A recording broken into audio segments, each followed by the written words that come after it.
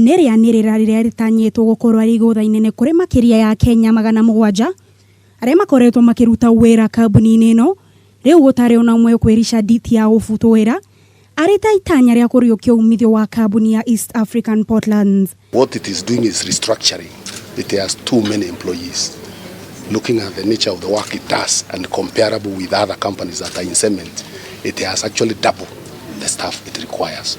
Itena ria mbere ria kweheria aruti a wira rikoragwo riri ria kurugamia aruti a wira 150 kuma tariki 8 mweri wa 10 mwaka uyu, undu ria gutigirira kambuni ino ya mari hathara ya ciringi mbirioni 600 guko nario itena ria kere getanywo gufuta wira aruti wira othe 600.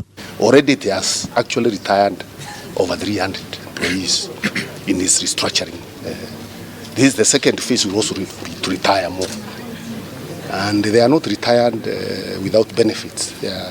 It's a package which, first of all, it was voluntary. Some already accepted to go and they were able to go. It's a restructuring strategy that in the long run will help this company survive. Otherwise, if it doesn't do that, it is on its deathbed. Kuringana na murugamiriri munene wa kambuni ino Stephen Thei, thutha wa aruti wira ya gufutwo wira ni makaheo kanya ka mbere kuria wira uyu kere, ona gutwika aria magacokio wira magakorwo makihinyirira mishara yao na gicunji kia 40%. One day they were brought 500 people in a lorry load who are employed. Most of them no skills, just brought in to the company. Now that company has been suffering. Of course, there has been also a lot of mismanagement in that company. Some of the salaries that are paid here, you'll be shocked.